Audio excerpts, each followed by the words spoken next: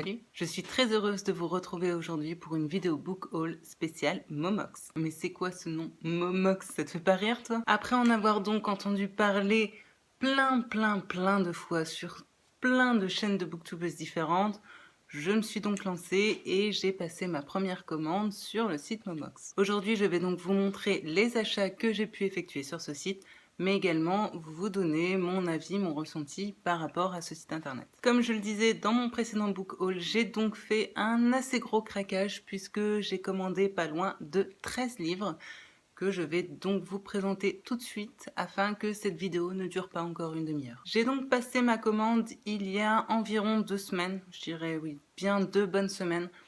Donc j'étais prévenue en regardant d'autres vidéos que effectivement fallait pas être pressé pour recevoir ces livres de la part de ce site.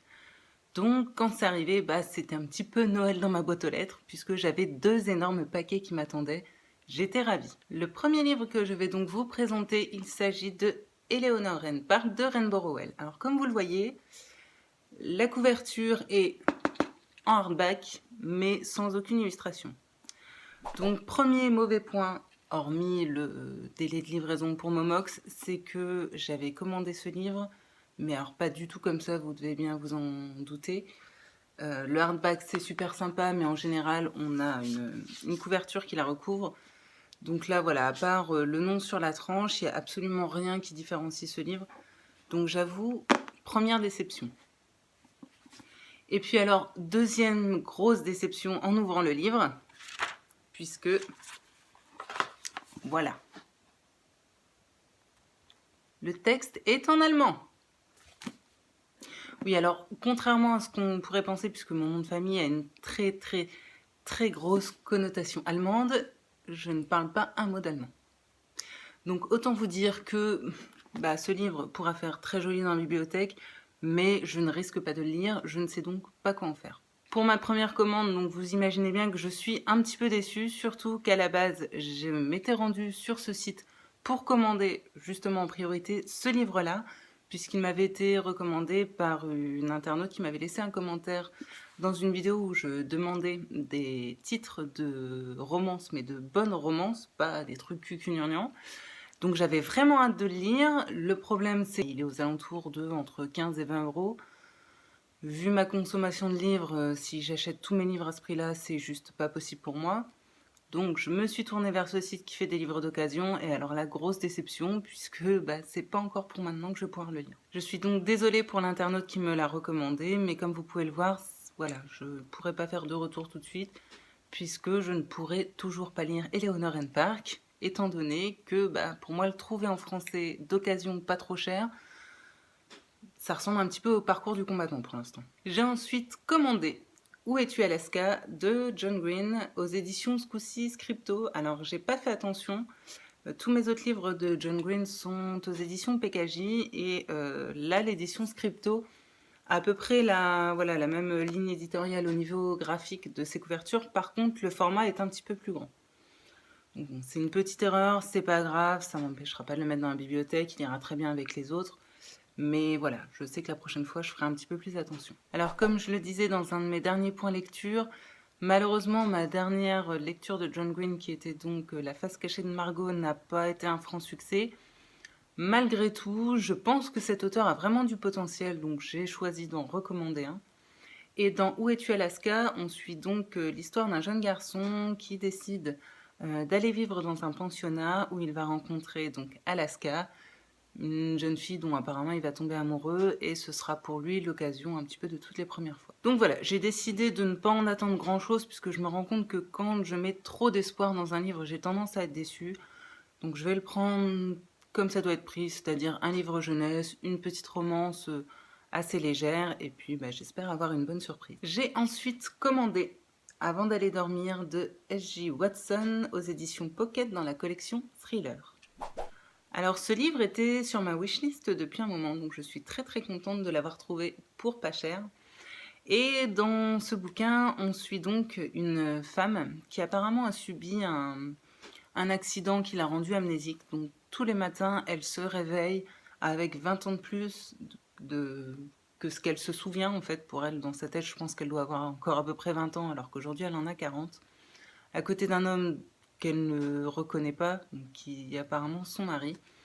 Et donc voilà, ça me fait un peu penser à l'histoire sans fin, c'est un éternel recommencement pour elle. Ce qu'il y a, c'est qu'elle va apparemment lire son journal intime et trouver des incohérences entre ce qui est écrit, entre ce qu'elle vit. Voilà, beaucoup de mystères, le schéma de base est vraiment fait pour me plaire. Donc je pense que ça va être une bonne lecture. Là encore, voilà, je vais pas m'en faire toute une montagne pour éviter d'être déçue. Mais je ne connais pas cet auteur, ce sera le premier bouquin de lui que je lirai. Et franchement, le pitch de départ me donne plutôt envie. J'ai ensuite commandé The Eight List de Jennifer Brown aux éditions Le Livre de Poche. Donc là encore, ce livre était sur ma wishlist depuis un bon moment, j'en avais entendu des très bonnes critiques.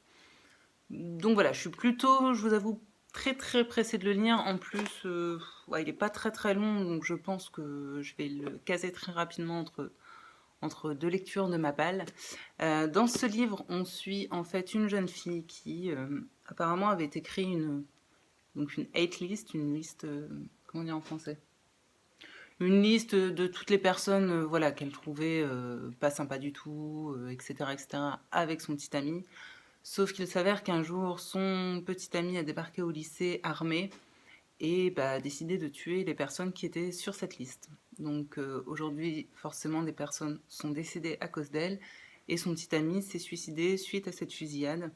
Et donc on va suivre apparemment le parcours de cette jeune fille qui décide de retourner au lycée. On est un petit peu dans l'univers de Bowling for Columbine, etc. etc. C'est vraiment un thème qui, pour ma part, m'intéresse beaucoup. On a encore eu des fusillades il y a peu de temps aux États-Unis dans un lycée. Je trouve ça absolument révoltant. Après, voilà, c'est que mon point de vue, mais effectivement, tout le sujet de l'accès aussi facile des armes aux États-Unis, c'est vrai que c'est quelque chose qui me touche assez et que c'est vraiment un sujet qui m'intéresse.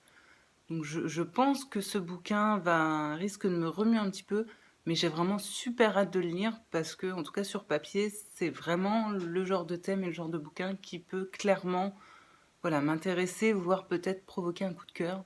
Sait-on jamais. Désolée, hein, j'ai encore la face cramée. Pourtant, je vous jure qu'aujourd'hui dans le Nord, il fait pas un temps de ouf. Mais ma bibliothèque étant à côté d'une fenêtre, voilà, ça donne ça. On reste dans cette thématique puisque j'ai ensuite commandé Il faut qu'on parle Kevin de Lionel Shriver aux éditions Belfond. Aux éditions Belfond. Alors, faut avouer que je ne suis pas super fan de cette couverture. Là encore, si je ne dis pas de bêtises, quand j'ai passé ma commande, c'était pas la couverture que j'avais choisie. Donc voilà, après, bon, c'est un grand format, donc c'est plutôt sympa puisque, comme vous avez dû le voir derrière moi, j'ai peu de grands formats, il faut bien l'avouer, donc bon, c'est plutôt sympa d'avoir ça. L'état des livres chez Momox est passable, mais pas forcément exceptionnel. Quand je regarde tout ce que j'ai reçu, là par exemple sur celui-ci, je sais pas si vous allez voir, on a des espèces de lettres imprimées sur les pages, enfin c'est... Voilà, encore des pages un peu sales, un coup de gomme, on n'en parle plus. Mais là, je pense que j'aurais du mal à le revoir. Bon, après, ça m'empêchera pas de le lire, hein, mais je sais que c'est de l'occasion, mais l'état est quand même pas nickel. La couverture, là, est franchement un peu abîmée. Je me demande même si je vais pas enlever, en fait, ce qu'il y a au-dessus pour récupérer la couverture du dessous, qui est comme ceci, pas beaucoup mieux. Mais... Dans ce livre, on suit donc le récit d'une mère qui voit son fils Kevin emprisonné suite au fait qu'il ait provoqué justement une fusillade, qu'il ait tué des gens. Je crois que c'est dans son lycée, dans une épicerie ou quelque chose comme ça. Je veux pas me renseigner plus que ça sur l'histoire, je veux vraiment plonger dedans. Paraît-il que c'est vraiment un récit super poignant et voilà, et j'en doute pas, j'ai aussi super hâte de le lire. Alors je pense que je me le ferai peut-être pas à la suite de The Hate List parce que ça risque d'être un peu lourd et de faire un peu beaucoup, donc je pense qu'entre deux je couperai avec quelque chose d'un petit peu plus léger, dirons-nous. Mais voilà, entre ces deux bouquins-là, je pense que voilà, j'aurai déjà une bonne vue sur ce sujet-là dans les mois à venir.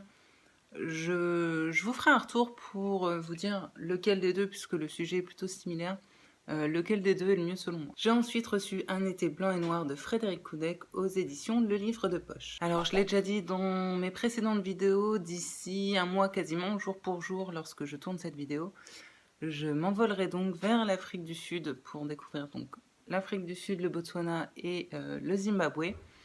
Donc j'avais vraiment à cœur de lire des livres qui se passent dans ce secteur géographique et j'ai entendu de très très bonnes critiques sur ce livre. Tout ce que je sais, c'est qu'il traite de la ségrégation en Afrique du Sud.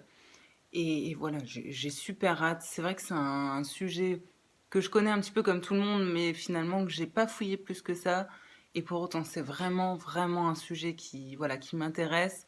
En plus de ça, savoir que je vais pouvoir découvrir cette région peu de temps après avoir lu ce bouquin, ça ne fait qu'ajouter de l'intérêt de ma part. Donc voilà, je sais que celui-ci, de toute façon, avant un mois, du coup, avant mon départ, je l'aurais forcément lu.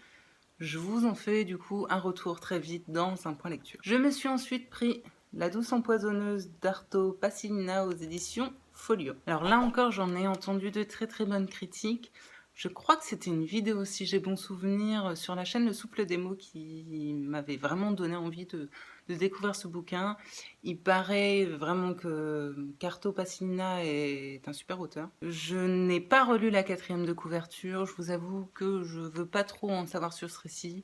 Je veux le découvrir. Voilà, je veux vraiment plonger dedans. Pour terminer, il me reste 6 livres à vous présenter sur lesquels je vais passer plutôt rapidement puisqu'il s'agit de 6 livres du même auteur. Alors dans mon dernier book haul, je vous avais dit que j'étais allée racheter un Nadine mon fils parce que j'étais grave en manque. Et bah apparemment j'étais encore plus en manque que ce que je ne pouvais imaginer puisque voilà, 6 bouquins de Nadine mon fils. Oui, s'il vous plaît, mesdames et messieurs, je suis clairement accro, je suis clairement une groupie et j'assume à 1000%. Je vais donc les passer rapidement puisque je n'ai pas envie de lire les 4e de couverture. Je veux complètement voilà, les découvrir au hasard. D'ailleurs, je n'ai absolument pas lu les résumés avant de les commander. Je les ai juste choisis selon la couverture et selon le titre.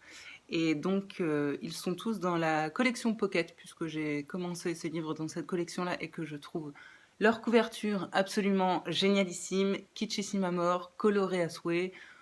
Enfin voilà, j'adore. Je suis fan. Le premier, il s'agit donc de Nickel Blues, que voici. Alors là encore, voilà. On retrouve le style graphique de la maison d'édition, complètement dingue, complètement what the fuck. Je kiffe. Voilà, il n'y a rien à dire, j'adore. Ensuite, passons à La petite fêlée aux allumettes. Alors pour le coup, je trouve la couverture un petit peu plus sage que les autres, beaucoup moins colorée, mais voilà, ça n'empêchera pas qu'à mon avis, je vais ultra kiffer mon récit. Continuons avec Tequila frappé. Et oui. Alors que dire déjà du titre? Pour les gens qui me connaissent, la tequila et moi, c'est un petit peu une grande histoire d'amour. Là, je sais, je vais passer encore pour une grosse pochetronne, c'est pas grave. Avec cette petite couverture, avec ce chihuahua punk relié à une boisson qui apparemment est un peu poison, etc., avec la TNT au-dessus. Enfin, vraiment, je trouve que cette couverture reflète tout à fait l'univers rocambolesque de Nadine mon fils. Et alors, celui-là, je crois que ça va être un des premiers que je vais lire parce que rien que la couverture me fait moi mourir de rire. Ensuite, Babylon Dream. Donc là encore, couverture très très colorée. Et avec ce petit chat trop mignon qui ressemble à mon premier chat qui s'appelait Titus. Voilà, j'adore. L'avant-dernier, La vieille qui voulait tuer le bon Dieu. Voilà, juste le titre. Moi ça me parle, personnellement, j'adore. La couverture très rouge, très kitsch, avec magnifique Vierge Marie qui mate les magnifiques abdos. Une fois de plus, complètement décadent, humour, à prendre au 36 millième degré, mais j'aime. Et pour terminer, Meme Goes to Hollywood, avec donc la caravane de, je suppose, Mémé Cornemuse, puisqu'elle se déplace toujours en caravane. Voilà, m'imaginer Mémé Cornemuse à Hollywood, autant vous dire que je sens déjà arriver les gags et les situations dinguissimes. Que dire de plus à part que, voilà, je me pose la question à savoir si je vais me faire un marathon Nadine mon fils ou pas. Parce que bon, cet auteur a écrit, je crois, à l'heure actuelle, une 40aine d'ouvrages. Donc je me dis que même si voilà, je me fais une petite overdose là d'un coup, j'en aurai encore plein à découvrir derrière. Donc j'ai aucun scrupule à me les bouffer de façon très très rapide. Voilà, donc comme vous avez pu le voir, j'ai fait des commandes plutôt éclectiques. Voilà, j'ai un petit peu tous les thèmes, tous les styles de récits. J'espère vous en faire un retour très rapidement. De toute façon, comme je le disais dans une vidéo précédente, maintenant je vais vous faire des points lecture tous les 3-4 livres, on va dire. Alors comme vous avez pu le voir dans ce book haul et également dans ma bibliothèque qui se situe là derrière, j'ai là encore commandé énormément de formats de poche. Alors par rapport à ça, voilà, je voulais vous expliquer quelques petites choses. En fait, effectivement, je vous présente très très souvent des formats de poche, rarement des, voilà, des grands formats ou des hardbacks, etc. Alors ce n'est pas parce que je n'aime pas les grands formats ou les hardbacks, bien au contraire, j'ai envie de dire.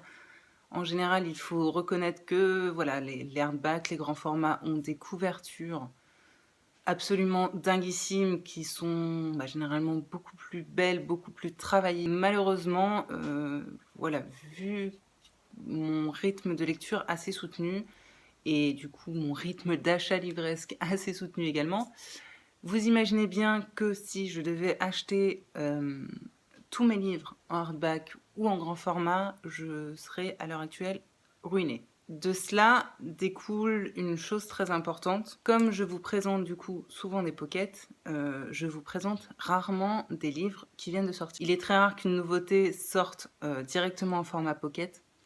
Donc, ce qui fait qu'en général, les livres que je vous présente ne sont pas vraiment des nouveautés, voilà, ne sont pas des sorties livresques. Dans un premier temps, je ne trouvais pas ça dérangeant puisque j'ai l'impression que, voilà, que les sorties littéraires sont chroniquées sur énormément de chaînes.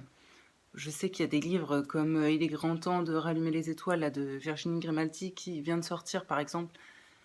Je pense que je l'ai vu sur quasiment toutes les grandes chaînes de booktubeuses. Donc je pars du principe que ces livres sont déjà tellement présentés, ont déjà une couverture médiatique tellement importante qu'il n'y a peut-être pas forcément d'intérêt pour moi de les présenter également. Après, j'aimerais savoir si, pour vous, ce serait intéressant d'avoir tout de même mon avis sur ces sorties livresques. Voilà, si c'est le cas, si ça peut vous intéresser d'avoir mon avis, je ferai l'effort financier, hein, parce que l'envie est là d'acheter des grands formats ou des beaux livres, mais je ferai donc l'effort financier dans ce cas-là d'en acheter 1 ou 2 par mois pour vous présenter vraiment des livres d'actualité et des jolies couvertures aussi par la même occasion. Donc voilà, je vous attends vraiment en commentaire pour savoir si le fait de vous présenter des pockets et des livres qui sont sortis pour certains depuis de nombreuses années, ça vous convient, ou si vous souhaitez que je me rabatte un petit peu plus de temps en temps sur des nouveautés en librairie. Si vous avez déjà lu les livres que je vous ai présentés aujourd'hui, n'hésitez pas à me laisser des commentaires pour me dire ce que vous en avez pensé. Et puis voilà, même si vous souhaitez me faire des commentaires sur toute autre chose, il n'y a pas de souci, je suis ouverte, je vous répondrai. Si vous avez aimé cette vidéo, comme d'habitude, on n'oublie pas les petits pouces levés. Et puis pour terminer, n'hésitez pas à vous abonner. Et puis à en parler à votre mère, votre grand-mère, je sais pas moi, votre poissonnière. Je suis sûre que ça peut l'intéresser. Bref, on arrête là les bêtises. Moi, je retourne à mes lectures. Je vous souhaite paix, amour et littérature dans vos cœurs. Et je vous dis à très bientôt pour une nouvelle vidéo. Salut!